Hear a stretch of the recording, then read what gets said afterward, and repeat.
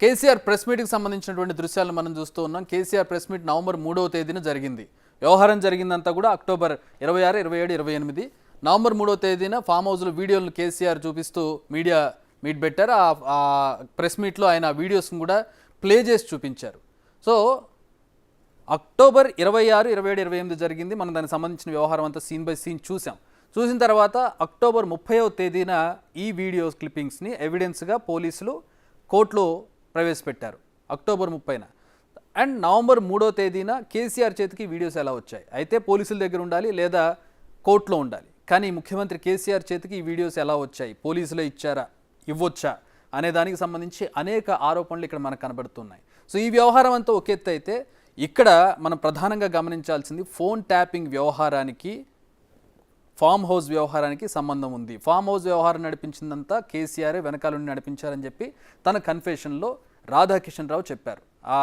ఆ వ్యవహారం పారనందుకు ఏదైతే ప్లాన్ వేశారో ఆ ప్లాన్ పారనందుకు కేసీఆర్ కోపంగా ఉన్నారని కూడా చెప్పి రాధాకిషన్ రావు తన కన్ఫెషన్లో తెలియజేశారు. ఆ రోజు ఫామ్ హౌస్లో ఏం జరిగింది, నిజంగా రాధాకిషన్ రావు చెప్పే దాంట్లో నిజాలు ఏమున్నాయనే దానికి సంబంధించి మా ఇన్పుట్ ఎడిటర్ పవన్ జాయిన్ అవుతున్నారు. దీనికి సంబంధించిన మరిన్ని వివరాలు తెలుసుకుందాం. పవన్, ఇప్పటి వరకు మనం చూసాం, చాలా విపులంగా మనం పూర్తిగా అన్ని విషయాలు కూడా చెప్పాం. మనం ఒక విషయం గమనించినట్లయితే రాధాకిషన్ రావు చెప్పిన ఒక కీలకమైన విషయము ఈరోజు మనం ఫామ్ హౌస్కి సంబంధించినటువంటి విషయంలో టాలీ అవుతున్నటువంటి ఒక కీలకమైన విషయం ఫోన్ ట్యాపింగ్కి సంబంధించి రాధాకిషన్ రావు చెప్తూ ఉన్నారు.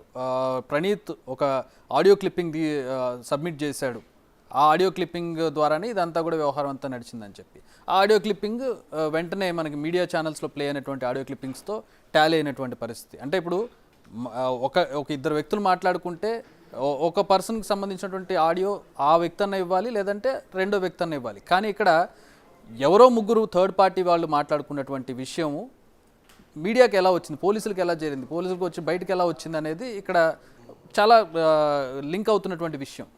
ఇటీవల మనం ఒకసారి కేసీఆర్ ప్రెస్ మీట్లను గమనించినట్లయితే అసలు ఫోన్ ట్యాపింగ్ అనేది జరగలేదు, ఫోన్ ట్యాపింగ్తో తనకేమాత్రం సంబంధం లేదు, అలానే చాలామంది డిఎస్పీలు ఉంటారు అనే వ్యాఖ్యలు కూడా చేశారు. కానీ ఇదంతా కూడా ఆయనే స్పెషల్గా వాళ్ళందరికీ కూడా ఆదేశాలు జారీ చేశారు. ఖచ్చితంగా వీళ్ళందరిపైన నిఘా పెట్టాలన్నారు. అందుకే ప్రణీత్ రావు నిఘా పెట్టారు. కొంతమంది బీఆర్ఎస్ ఎమ్మెల్యేలు కూడా ఎవరెవరైతే పార్టీ పైన అసంతృప్తిగా ఉన్నారో వాళ్ళందరిపైన కూడా నిఘా పెట్టిన మాట వాస్తవం. గతంలో పైలట్ రోహిత్ రెడ్డి అక్కడ స్థానికంగా ఉన్న కొంత ఇబ్బందులు ఎదుర్కొన్నారు. అక్కడ మాజీ మంత్రి పట్నం మహేందర్ రెడ్డితో ఆయనకు విభేదాలు ఉండేవి, ఇద్దరు ఒకే పార్టీలో ఉండేవాళ్ళు, దాంతో కొంత అసంతృప్తిగా ఉన్నారు.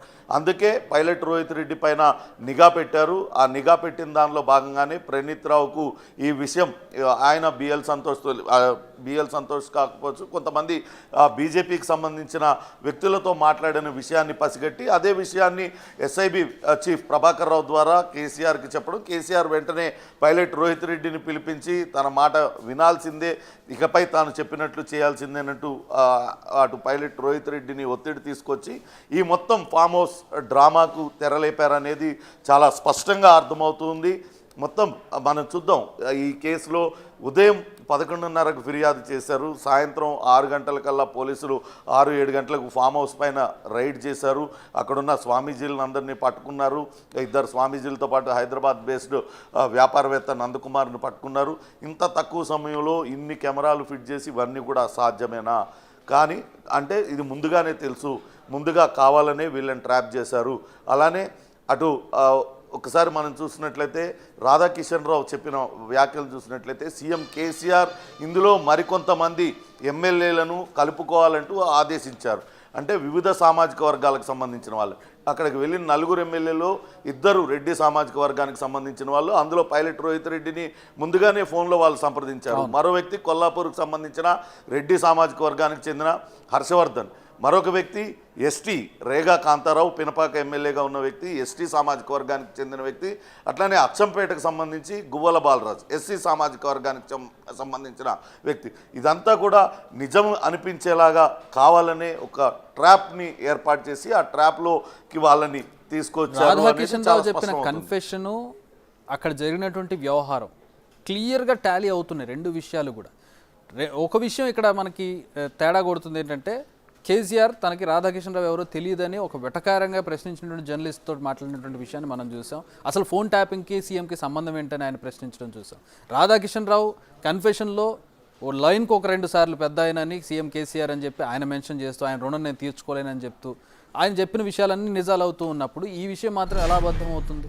2020లోనే రిటైర్ అయిన రాధాకిషన్ రావును తిరిగి 2 సార్లు అటు టాస్క్ ఫోర్స్ ఓఎస్డీగా నియమించారు. అటు హైదరాబాద్ తెలంగాణ రాష్ట్ర రాజధాని అటు పోలీసింగ్ విభాగంలో టాస్క్ ఫోర్స్ చీఫ్ అంటే అది చాలా కీలకమైన పోస్టు. దానికి సంబంధించిన పోస్టులో 2 సార్లు రాధాకిషన్ రావు నియమించారు. ఒకటే సామాజిక వర్గం కావడం, కేసీఆర్కు సన్నిహితుడు కావడం వల్లనే తనను నియమించారు. అనేక టాస్కులు అప్పచెప్పారు. ఆ టాస్కులన్నింటినీ కూడా పూర్తి చేశాం. కానీ అత్యంత కీలకమైన టాస్క్ ఏదంటే అది 2022లో అప్పగించిన ఈ బీజేపీ నేతలకు సంబంధించిన టాస్క్ చాలా కీలకమైంది. కానీ ఇందులో కేసీఆర్ అనుకున్నట్లుగా తాము చేయలేకపోయాము, కొన్ని చోట్ల విఫలమయ్యాము. సైబరాబాద్కు సంబంధించిన కొంతమంది పోలీసు అధికారులు సమర్థవంతంగా ఈ కేసీఆర్ చెప్పినట్లుగా చేయలేకపోయారు. దాంతో కేసీఆర్ తీవ్ర ఆగ్రహం వ్యక్తం చేశారు. ఆయన అనుకున్నది కాకపోవడంతో అని కూడా ఆయన స్టేట్మెంట్ ఇచ్చారు. ఎందుకంటే ఇది చాలా ఈ ఎఫ్ఐఆర్లు కనుక మనం పరిశీలించినట్లయితే ఉదయం 11:30కు ఆయన ఫిర్యాదు చేయడం, వెంటనే సాయంత్రం ఫామ్ హౌస్ మీద పోలీసులు మూకుమ్మడిగా దాడి చేసేయడం, ఆ దాడిలో వందల మంది పోలీసులు పాల్గొన్నారు. అట్లనే పదుల సంఖ్యలో కెమెరాలలో వీళ్ళ కదలికలన్నీ కూడా రికార్డ్ అయ్యాయి. ఇంత తక్కువ సమయంలో ఆ కెమెరాలన్నింటినీ కూడా అక్కడ ఎలా పెట్టగలిగారు? ఒక ఫామ్ హౌస్లో నిజంగానే ఇన్ని కెమెరాలు పెడతారా? ఎవరైనా సరే వ్యక్తిగతంగా వాళ్ళ సొంత ఫామ్ హౌస్లో ఇన్ని పెట్టుకుంటారా? ఇవన్నీ కూడా రకరకాల అనుమానాలు అయితే వ్యక్తం అవుతున్నాయి. అంటే ముందుగానే పార్టీలో ఎవరైతే అసంతృప్తిగా ఉన్నారో ఎమ్మెల్యేలు వాళ్ళందరిపైన కూడా నిఘా పెట్టారనేది వాస్తవం. దాన్ని ఇంతకుముందే అటు పోలీసుల విచారణలో కేవలం రాధాకిషన్ రావే కాదు, అటు అరెస్ట్ అయిన తిరుపతి అన్న కావచ్చు, భుజంగరావు వీళ్ళందరూ కూడా చెప్పారు. 3వసారి ఎలాగైనా కేసీఆర్ని అధికారంలో తీసుకురావడమే లక్ష్యంగా వీళ్ళందరూ కూడా పనిచేశామనేది. ఖచ్చితంగా ఫోన్ ట్యాపింగ్తోనే ఇదంతా వ్యవహారం బయటపడింది. ఫోన్ ట్యాపింగ్ జరిగిందనేది వాస్తవం. కానీ కేసీఆర్ మాత్రం ఫోన్ ట్యాపింగ్తో తనకేమాత్రం సంబంధం లేదు, రాధాకిషన్ రావు ఎవడో నాకు తెలియదు, ఎవడో డిఎస్పీ గురించి నన్ను అడుగుతారేంటి అంటూ ఆయన మాట్లాడడం ఆయన విజ్ఞతకి వదిలేస్తున్నారు. పోలీసులు కూడా కొంత విస్మయం వ్యక్తం చేస్తున్నారు. వాడుకున్నన్ని రోజులు వాడుకొని ఈ రకమైన వ్యాఖ్యలు చేయడం ఏంటంటూ కొంతమంది తీవ్ర ఆవేదనకు కూడా గురైన పరిస్థితి అయితే ఉందని చెప్పాలి. Chakri. Right thanks for the analysis and information Pavan. So ఇప్పుడు మొత్తం వ్యవహారంలో మనం చూసినట్లయితే ఈ ఫోన్ ట్యాపింగ్ వ్యవహారం వల్లే ఎమ్మెల్యేల కొనుగోలు వ్యవహారం అనేది, లేదంటే ఎమ్మెల్యేల కొనుగోలుకు సంబంధించిన ఈ ప్లాన్ ఏదైతే ఉందో వాళ్ళని ట్రాప్ చేసి కేసులు చేసి బీజేపీని కిందకి తీసుకురావాలి, బీజేపీని కాంప్రమైజ్ అవ్వడానికి తీసుకురావాలనే వ్యవహారం ఏదైతే ఉందో ఇదంతా ఫోన్ ట్యాపింగ్ వల్లే సాధ్యమైంది అనేది ఇటు రాధాకిషన్ రావు కన్ఫెషన్లో మనకు కనబడుతుంది. ఆ కన్ఫెషన్ త్రూ మనం డాట్స్ కనెక్ట్ చేస్తే ఫామ్ హౌస్లో ఎమ్మెల్యేల కొనుగోలు వ్యవహారానికి సంబంధించి సీన్ టు సీన్ వ్యవహారం మనం అనలైజ్ చేస్తే కనుక కన్ఫెషన్ అండ్ ఈ ఫామ్ హౌస్లో జరిగినటువంటి ఎపిసోడ్స్ అన్నీ కూడా 2 టాలీ అవుతున్నటువంటి పరిస్థితి. ఒక పక్కన రాధాకిషన్ రావు ఎవరో కేసీఆర్ నాకు తెలియదు అంటారు, కేసీఆరే నాకు దేవుడు, ఆయనకు రుణపడి ఉన్నాను పెద్ద ఆయన అంటూ రాధాకిషన్ రావు చెబుతున్నటువంటి పరిస్థితి. మొత్తం 3 వ్యవహారాలు కూడా ఇంటర్లింక్డ్గా ఉందనేది చాలా స్పష్టంగా మనకు కనబడుతోంది. సో ఈరోజు ది నేకెడ్ ట్రూత్లో మనం క్లియర్గా చూస్తూ ఉన్నాం. ఈ ఫోన్ ట్యాపింగ్ వ్యవహారం వెనకాల ఉన్న కర్త కర్మ క్రియ కేసీఆర్ అనేది క్లియర్గా అర్థమవుతున్నటువంటి పరిస్థితి. దీనికి ప్రధానంగా ఒకటి బీజేపీని కాంప్రమైజింగ్ స్టేజ్కి తీసుకురావడానికి బిఎల్ సంతోష్ని అరెస్ట్ చేయించి బీజేపీని చేతిలో పెట్టుకోవడానికి ఆయన ప్రయత్నాలు జరిగాయనేది మనకు అర్థమవుతుంది. అలాగే మునుగోడు బై ఎలక్షన్లో గెలుపొందాలి, బీజేపీని దెబ్బగొట్టాలి, ఎదుగుతున్నటువంటి ప్రతి ఎలక్షన్లోనూ స్టెప్ బై స్టెప్ ఎదుగుతున్నటువంటి బీజేపీని కిందికి తీసుకురావాలి, ఆ విజయాలకు అడ్డుకట్ట వేయాలనే ఒక ప్లాన్ కనపడుతుంది. అదే సందర్భంలో తన కుమార్తె ఎమ్మెల్సీ కవితను లిక్కర్ కేసు నుంచి బయటకు తీసుకురావాలనేటటువంటి ఒక ప్లాన్ అనేది ఈ విషయంలో మనకు కనబడుతుంది. దీనికి అంతటికీ ఫోన్ ట్యాపింగ్ని ఉపయోగించారనేది ఇక్కడ క్లియర్గా ఎస్టాబ్లిష్ అవుతుంది. సో దీన్ని ఎవరు ఉపయోగించారు, ఎలా ఉపయోగించారనేది ఈరోజు ది నేకెడ్ ట్రూత్లో మీకు క్లియర్గా అర్థమవుతుంది అనుకుంటూ ఉన్నాను. మరిన్ని అప్డేట్స్తో మరిన్ని నగ్న సత్యాలతో నెక్స్ట్ ది నేకెడ్ ట్రూత్లో మళ్ళీ కలుద్దాం. Stay tuned.